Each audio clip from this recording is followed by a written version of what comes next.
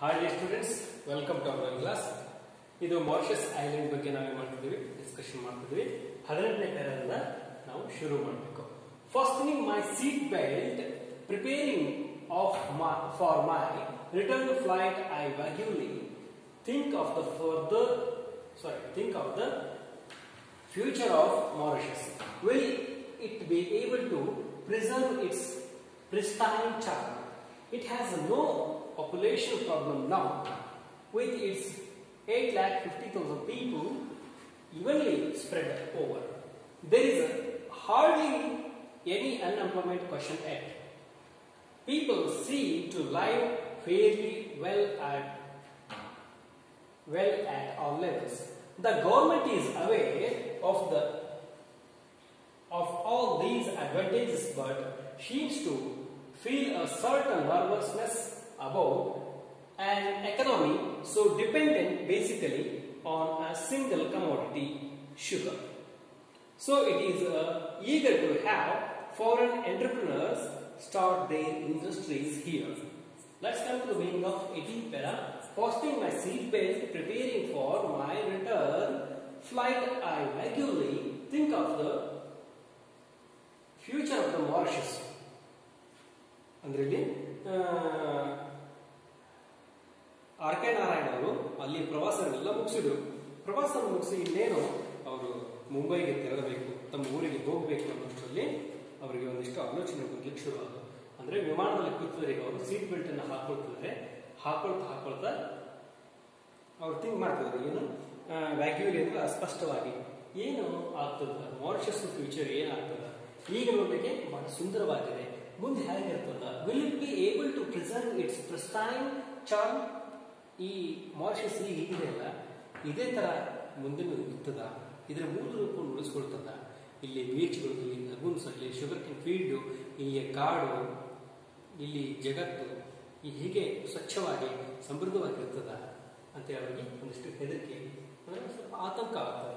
ಹೇಗೆ ಉಳಿಸ್ಕೋಬೇಕು ಇದನ್ನ, next generation ಬಂದು ನೋಡುವ ಹಾಗಿರಬೇಕು. It has no population problem now, with its 850,000 people evenly spread over. ಅಲ್ಲಿ ಪಾಪ್ಯುಲೇಷನ್ ಸಮಸ್ಯೆ ಏನಿಲ್ಲ, ಆದ್ರೆ ಅಲ್ಲಿರ್ತಕ್ಕಂಥ ಮಾರಿಷಸ್ ಇರ್ತಕ್ಕಂಥ ಜನರು 8,50,000 ಜನರು ಇಡೀ ದ್ವೀಪ ತುಂಬಾ ಹಂಚಿದ್ದಾರೆ, ಅಲ್ಲೆಲ್ಲ ಹಂಚಿ ಬದುಕ್ತಾ ಇದ್ದಾರೆ, ಹಂಚಿ ಹೊಡಿತಾರೆ. There is hardly any unemployment question. ಇಲ್ಲಿ ಅಂತದಿಂದ ದೊಡ್ಡದಾದಂತಹ ನಿರುದ್ಯೋಗ ಸಮಸ್ಯೆ ಇಲ್ಲ. People seem to live fairly well at all levels. The government is aware of these advantages, but seems to feel certain nervousness about an economy so dependent basically on a single commodity, sugar. ಆದರೆ ಇಲ್ಲಿ ಜನರು ತಮ್ಮ ಲೆವೆಲ್ನಲ್ಲಿ ಬಹಳ ಅದ್ಭುತವಾಗಿ ಬದುಕ್ತಾ ಇದ್ದಾರೆ. ಆದರೆ government ಏನ್ ಮಾಡ್ತದೆ, ಎಕನಾಮಿ ಸಲುವಾಗಿ ಏನ್ ಮಾಡ್ತದೆ, ಒಂದಿಷ್ಟು ಸೋರ್ಸಸ್ ನಂಬ್ಕೊಳ್ತದೆ. ಆದ್ರೆ ಇಲ್ಲಿ ಮೇನ್ ಸೋರ್ಸ್ ಯಾವ್ದಂದ್ರೆ ಕಮೋಡಿಟಿಯನ್ನ, ಗೂಡ್ಸ್ ಅಥವಾ ಸರಕು ಅಂತ. ಮೇನ್ ಸೋರ್ಸ್ ಯಾವುದು, ಶುಗರ್ ಅನ್ನ ಎಕ್ಸ್ಪೋರ್ಟ್ ಮಾಡೋದು. ಈ ದೇಶದಲ್ಲಿ ಜಾಸ್ತಿ ಶುಗರ್ ಕೇನ್ ಬೆಳೀತಾರೆ, ಅದನ್ನ ಏನ್ ಮಾಡ್ತಾರೆ, ಹೆಚ್ಚು ಹೊರಗಡೆ ಎಕ್ಸ್ಪೋರ್ಟ್ ಮಾಡ್ತಾರೆ. ಈ ದೇಶದಲ್ಲಿ ಅತ್ಯಂತ ಹೆಚ್ಚು ಲಾಭದಿಂದ ಕೊಡ್ತಕ್ಕಂಥ ಒಂದು ಸರಕು ಅಂದ್ರೆ ಅವರಿಗೆ ಶುಗರ್. ಅದನ್ನ ಬಿಟ್ಟರೆ ಮತ್ತೇನು ಅಲ್ಲಿ ಆದಾಯದ ಮೂಲಗಳು ಬಹಳ ಕಡಿಮೆ ಇದೆ. ಹೀಗಾಗಿ ಸರ್ಕಾರ ಏನು ಮಾಡುತ್ತೆ, ಮೇ ಬಿ ಹೊಸ ಕಂಪನಿಗಳಿಗೆ ಅವಕಾಶ ಮಾಡಿಕೊಡಬಹುದು.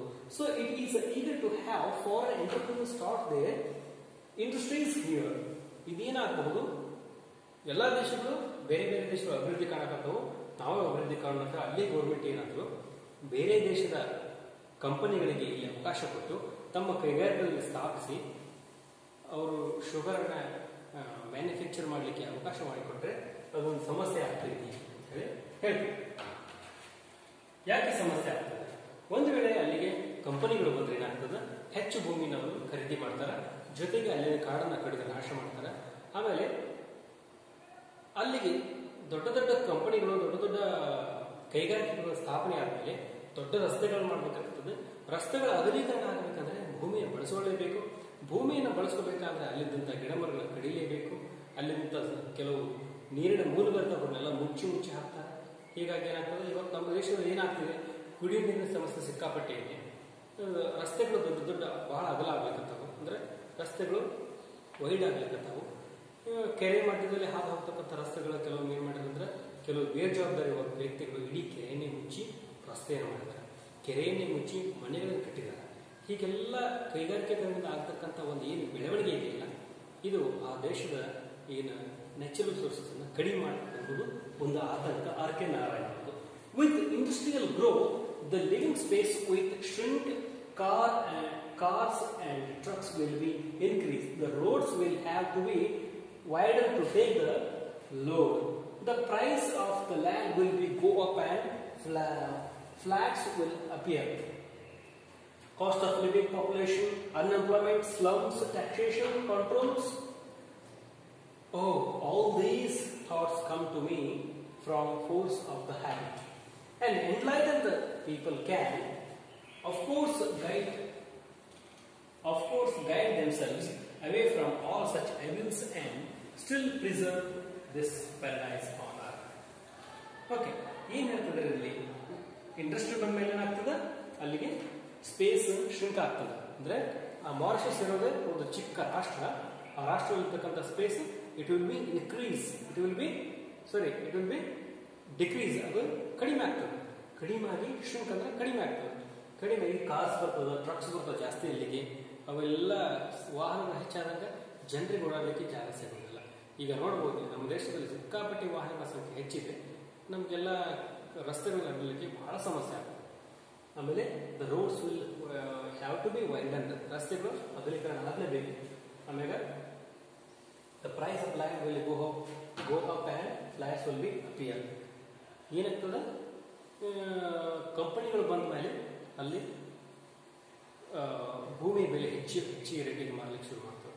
ಅಂದ್ರೆ ಅಲ್ಲಿರ್ತಕ್ಕಂಥ ಕೃಷಿ ಭೂಮಿಯನ್ನು ಅವ್ರು ಏನು ಮಾಡ್ತಾರೆ, ಕೊಂಡ್ಕೊಂಡು ಕೈಗಾರಿಕೆಯನ್ನು ಸ್ಥಾಪಿಸ್ತಾರೆ. ಅವರು ಸಾವಿರಾರು ಗಟ್ಟಲೆ ಭೂಮಿಯನ್ನು ಖರೀದಿ ಮಾಡ್ತಾರೆ. ಖರೀದಿ ಮಾಡೋದ್ರಿಂದ ಏನಾಗ್ತದೆ, ಅಲ್ಲಿ ಸ್ಥಳೀಯವಾಗಿ ಏನು ಬೆಲೆ ಇರ್ತಲ್ಲ, ಈಗ 1 ಲಕ್ಷ ರೂಪಾಯಿಗೆ 1 ಎಕರೆ ಸಿಗುವಂಥದ್ದು 10 ಲಕ್ಷ ರೂಪಾಯಿ, 25 ಲಕ್ಷ ರೂಪಾಯಿ 1 ಎಕರೆ ಏನಾಗ್ತದೆ, ರೇಟ್ ಜಾಸ್ತಿ ಆಗ್ತದೆ. ರೇಟ್ ಜಾಸ್ತಿ ಆಗೋದ್ರಿಂದ ಲಿವಿಂಗ್ ಕಾಸ್ಟ್ ಜಾಸ್ತಿ ಆಗ್ತದೆ. ಆಮೇಲೆ ಅಲ್ಲಿ ಮನೆ ಕಟ್ಟಿ ಬಾಡಿಗೆ ಕೊಡೋದು ಏನಾಗ್ತದೆ, ಬಾಡಿಗೆನೂ ಕೂಡ ಹೆಚ್ಚಾಗ್ತದೆ. ಬಾಡಿಗೆ ಹೆಚ್ಚಾದ್ಮೇಲೆ ಏನಾಗ್ತದೆ, ಕಾಯಿಪಲ್ಯ ಇಂಥವೆಲ್ಲ ಏನಾಗ್ತದೆ, ಒಂದರಿಂದ ಒಂದು ತುಟ್ಟಿ ಆಗ್ತಾ ಹೋಗ್ತದೆ. Cost of living is so expensive ಆಗ್ತದೆ. ಅಲ್ಲಿ ಬದುಕಬೇಕಾದ್ರೆ ಏನಾಗ್ತದೆ, ಹೆಚ್ಚು ಎಕ್ಸ್ಪೆನ್ಸಿವ್ ಆಗ್ತದೆ. Cost of living, population, unemployment, ಜಾಸ್ತಿ ಜನ ಅಲ್ಲಿ ಬಂದು ಇರ್ಲಿಕ್ಕೆ ಶುರು ಮಾಡ್ತಾರೆ, ಅನ್ಎಂಪ್ಲಾಯ್ಮೆಂಟ್ ಶುರು ಆಗ್ತದೆ. ಅಂದ್ರೆ ಸ್ಕಿಲ್ ಇದ್ದವ್ರಿಗೆ ಮಾತ್ರ ಕೆಲಸ ಸಿಗ್ತದೆ, ಸ್ಕಿಲ್ ಇದ್ದವ್ರಿಗೆ ಕೆಲಸ ಸಿಗೋದಿಲ್ಲ. ಸ್ಲಮ್ಸ್ ಕೊಳಗೇರಿಗಳು ಶುರು ಆಗ್ತಾವೆ. ಯಾಕಂದ್ರೆ ಏನು ಕಂಪನಿಗಳು ದುಡಿತಕ್ಕಂಥ ಜನರಿಗೆ 25 ಲಕ್ಷ ಕೊಟ್ಟು 1 ಎಕರೆ ಹೊಲ ತಗೊಳ್ಳಿಕ್ಕಾಗೋದಿಲ್ಲ, ಅಥವಾ 15 ಲಕ್ಷ ಕೊಟ್ಟು ಒಂದು ಫ್ಲಾಟ್ ತಗೊಳ್ಳಿಕ್ಕಾಗೋದಿಲ್ಲ. ಅವ್ರು ಏನ್ ಮಾಡ್ತಾರೆ, ಗುಡಿಸಲು ಹಾಕೊಂಡಿರ್ಲಿಕ್ಕೆ ಶುರು ಮಾಡ್ತಾರೆ. ಅಂತ ಜನರ ಸಂಖ್ಯೆ ಜಾಸ್ತಿ ಆಗುತ್ತೆ. ನಮ್ಮ ದೇಶದಲ್ಲಿ ಕೂಡ ಈ ಸಮಸ್ಯೆ ಇದೆ. ಮುಂಬೈಯಲ್ಲಿ ನೋಡ್ಬೋದು, ಬೆಂಗಳೂರು ನೋಡ್ಬೋದು. ಬೆಂಗಳೂರು ಸುತ್ತಮುತ್ತ ದೊಡ್ಡ ದೊಡ್ಡ ಕೊಳಗೇರಿಗಳು, ಬಿಕಾಸ್ ಆಫ್ ದ ಕೈಗಾರಿಕರಣ, ಬಿಕಾಸ್ ಆಫ್ ದ ಇಂಡಸ್ಟ್ರಿಯಲೈಸೇಷನ್ ಏನಾಗಿದೆ, ಭೂಮಿಯ ಒಂದು ರೇಟ್ ಜಾಸ್ತಿ ಆಗಿ ಸಾಮಾನ್ಯ ಜನರ ಕೈಗೆ ಭೂಮಿಯ ಏನಾಗ್ತಾ ಇಲ್ಲ, ಸಿಗ್ತಾ ಇಲ್ಲ. ಆ ರೇಟಿಗೆ ಭೂಮಿ ಕೊಳ್ಳಕ್ಕಾಗ್ತಾ ಇಲ್ಲ. ಆಮೇಲೆ ಟ್ಯಾಕ್ಸಸ್ ಜಾಸ್ತಿ ಆಗ್ತಾವು, ಕಂಟ್ರೋಲ್ಸ್ ಇವೆಲ್ಲ ಅವರ ತಲೆಯಲ್ಲಿ ಓಡಿ ಇರ್ತದೆ. ಅವರಿಗೆ ಇಷ್ಟೆಲ್ಲ ಆಲೋಚನೆ ಬರ್ತಾ ಇದೆ ನನ್ನಲ್ಲಿ. All these thoughts come to me from force of habit. ನನ್ನ ತಲೆ ಒಮ್ಮಿಂದೊಮ್ಮೆ ಆಲೋಚನೆ ಬರಲಿಕ್ಕತ್ತು.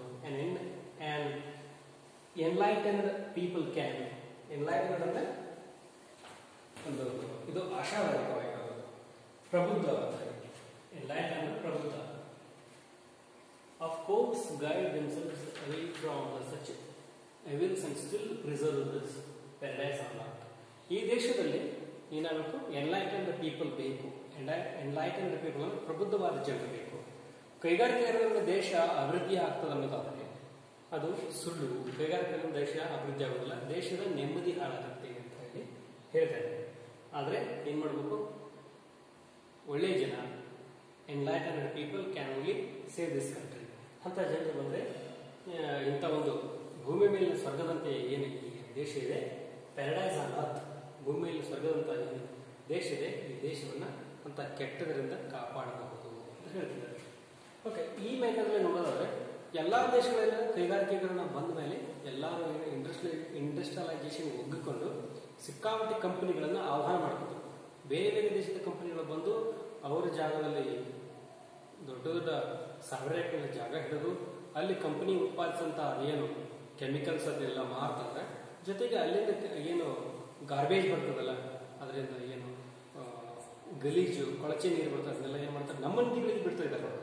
ನಮ್ಮ ನದಿಗೆ ಬಿಟ್ಟು ನಮ್ಮ ರಾಜಕಾರಣಿಗಳಿಗೆ, ನಮ್ಮ ಅಧಿಕಾರಿಗಳಿಗೆ ದುಡ್ಡು ಕೊಡ್ತಾರೆ, ಲಂಚ ಕೊಟ್ಟು ನಮ್ಮ ನದಿಗೆ ಅದನ್ನು ಕಲುಷಿತವಾದ ಕೆಮಿಕಲ್ ವಾಟರ್ನ ಬಿಡ್ತಾ ಇದ್ದಾರೆ. ಆ ಕೆಮಿಕಲ್ ವಾಟರ್ ಏನಾಗ್ತದೆ, ಕಾರ್ಪೊರೇಷನ್ ನೀರು ಮೂಲಕ ನಮ್ಮ ದೇಹದಲ್ಲಿ ಸೇರ್ತಾ ಇದೆ. ಇಂಡಸ್ಟ್ರಿಯಲೈಸೇಷನ್ ಇಂದ ಕೈಗಾರಿಕರಣ ಇಷ್ಟೆಲ್ಲ ಸಮಸ್ಯೆಗಳಾಗ್ತವೆ. ಆದರೆ ಭೂತಾನ್ ಅನ್ನುವಂಥ ರಾಷ್ಟ್ರದ ಬಗ್ಗೆ ನೀವು ಓದಬಹುದು ಎಲ್ಲರೂ, ಅಲ್ಲಿ 0% ಇದೆ ಕೈಗಾರಿಕೆಗಳು. ಅಂದರೆ ಅವರು ಕೈಗಾರಿಕೀಕರಣವನ್ನು ಒಪ್ಕೊಂಡಿಲ್ಲ, ಅವರು ತಗೊಂಡಿಲ್ಲ. ಹಳೆ ಕಾಲದಲ್ಲಿ ಹೇಗೆ ಜೀವನ ಸಾಗಿಸ್ತಿದಾರಲ್ಲ, ಈಗೂ ಅಷ್ಟೇ ಅದ್ಭುತವಾಗಿ ಸಾಗಿಸ್ತಿದ್ದಾರೆ. ಅವರು ಅನ್ಎಕ್ಸ್ಪೆನ್ಸಿವ್ ಆಗಿ ಎಕ್ಸ್ಪೆನ್ಸಿವ್ ಕೆಲಸಗಳನ್ನು ಮಾಡಲಿಕ್ಕೆ ಹೋಗೋದಿಲ್ಲ. ಅದರ ಬಗ್ಗೆ ನೀವು ಓದ್ಕೋಬಹುದು. I turned hopefully to the window for clouds to entertain me, but the sun has set. It is dark outside and I shall be in India a few hours. ಅವರು ವಾಪಸ್ ಇಂಡಿಯಾಗೆ ಬರ್ತಿದ್ದಾರೆ. ಫ್ಲೈಟ್ನಲ್ಲಿ ಕೂತ್ಕೊಂಡು ಇಷ್ಟೆಲ್ಲ ಯೋಚನೆ ಮಾಡ್ತಿದ್ದಾರೆ. ಜಸ್ಟ್ ಹಿಂಗೆ ಟರ್ನ್ ಆಗ್ತಾರೆ. ಟರ್ನ್ ಆಗ್ತದೆ ಏನಾಗ್ತದೆ, ಕಿಟಕಿ ಒಳಗೆ ನೋಡಿದ್ರೆ ಕ್ಲೌಡ್ಸ್ ಎಲ್ಲ ಕಾಣ್ತದೆ. ಕ್ಲೌಡ್ಸ್ ಅಲ್ಲಿ ಮುಂದೆ ಏನಾಗ್ತದೆ, ಸೂರ್ಯ ಮುಳುಗ್ತಿರ್ತಾನೆ. ಅಂದರೆ ಕತ್ಲ ಆಗ್ತಾ ಇದೆ, ಸೂರ್ಯ ಮುಳುಗ್ತಾ ಇದ್ದಾನೆ. ಮೋಡಗಳ ಮೇಲೆ ಇದ್ದಾರೆ ಅವರು. ಮೋಡಗಳ ಮೇಲೆ ಏನಾಗ್ತದೆ, ಸೂರ್ಯ ಕಾಣಿಸ್ತಿದ್ದಾರೆ. ಅವರಿಗೆ ನಿಧಾನವಾಗಿ ಸೂರ್ಯ ಮುಳುಗ್ತಿದ್ದಾನೆ. ಕತ್ಲ ಆಗ್ತಾ ಇದೆ. ಕತ್ಲ ಆಗಿ ಇನ್ನೇನು ಕೆಲವು ಗಂಟೆಗಳಲ್ಲಿ ನಾನು ಇಂಡಿಯಾದಲ್ಲಿ ಇರ್ತೀನಿ ಅಂತೇಳಿ ಅಂದ್ಕೊಳ್ತಾರೆ. ಲೆಸನ್ ಇಲ್ಲಿಗೆ ಮುಗಿದು ವಾಟ್ ಗೋಯಿಂಗ್ ಟು ಟೆಲ್ ಆರ್ಕೆ ನಾವು ಈ ಒಂದು ಇದ್ರ ಮೂಲಕ ಏನು ಹೇಳಲಿಕ್ಕೆ ಇಷ್ಟಪಟ್ಟಿದ್ದಾರೆ ಅಂದ್ರೆ, ಮಾರಿಷಸ್ ಅನ್ನು ಅವರು ಹೇಗೆ ನೋಡಿದ್ರು ಅನ್ನೋದಕ್ಕೆ ನಿಮಗೆ ಹೇಳಲಿಕ್ಕೆ ಟ್ರೈ ಮಾಡಿದ್ರು. ಜೊತೆಗೆ ಮಾರಿಷಸ್ ಅನ್ನು ನೀವು ನೋಡ್ಲಿಕ್ಕೆ ಹೋದಾಗ ನಿಮ್ಗೆ ಏನಾಗ್ತದೆ, ನಮ್ಮ ಒಂದು ಲೆಸನ್ ಇರ್ತಾರೆ ಮಾರಿಷಸ್ ಬಗ್ಗೆ. ಈ ಮಾರಿಷಸ್ ಐಲ್ಯಾಂಡ್ ಆರ್ಕೆ ನಾರಾಯಣ ಬರೆದ್ರು. ಆರ್ಕೆ ನಾರಾಯಣ ಬರೆದಾಗ ಹೇಗಿತ್ತು, ಅವ್ರು ಭೇಟಿ ಕೊಟ್ಟಾಗ ಇದೊಂದು ಪ್ಯಾರಡೈಸ್ ಥರ ಇತ್ತು. ಆದರೆ ಈಗ ಏನಾಗ್ತದೆ ಅಂದರೆ ನೀವು ನೋಡಿದ್ರೆ ಗೊತ್ತಾಗ್ತದೆ. Okay, thanks for watching. Keep watching.